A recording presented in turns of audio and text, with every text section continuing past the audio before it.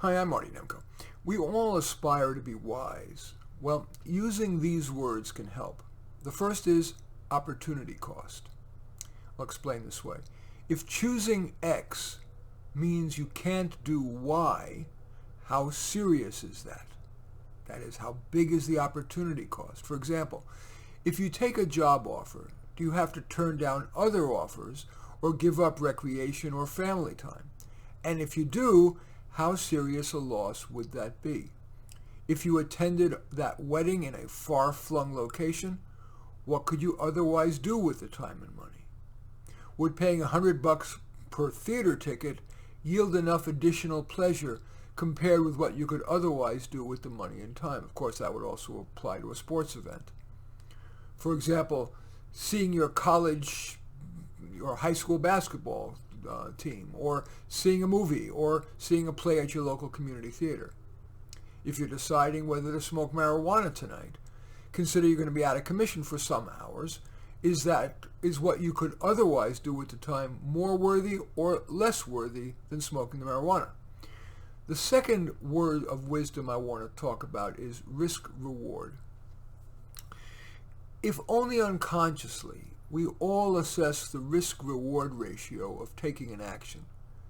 If it's something important, try to assess it consciously. It just takes seconds. Let's say you're contemplating dating someone.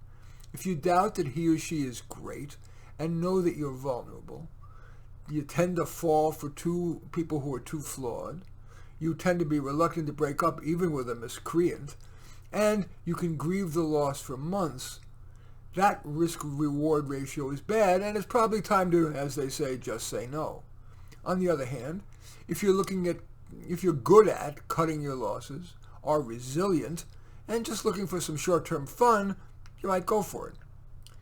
The next term that I consider a component of wisdom is shoestring competitor.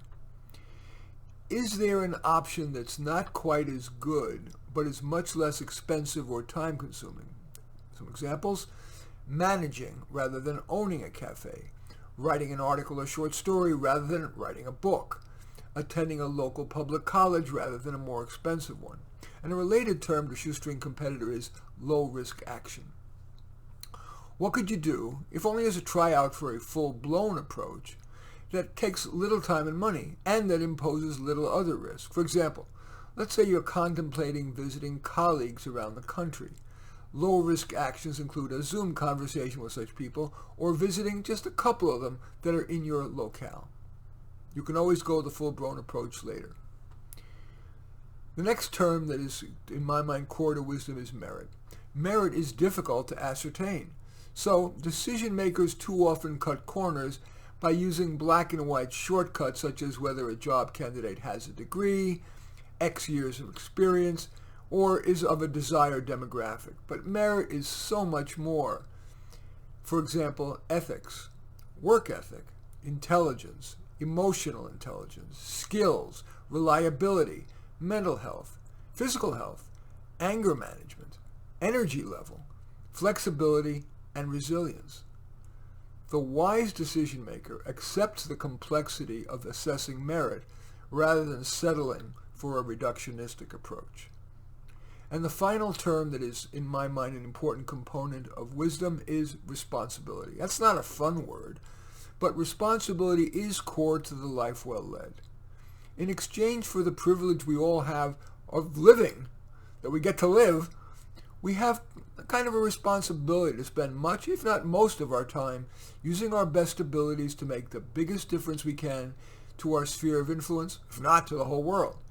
And that can be as small as taking a deep breath before reacting to someone's misbehavior, or as large as choosing a career that, while less fun than other careers, maximizes your potential for contribution. Using those 6 terms can help you become the wise person that you aspire to be. In any event, I do thank you for watching. I'm Marty Nemko. I welcome your thumbs up and accept your thumbs down.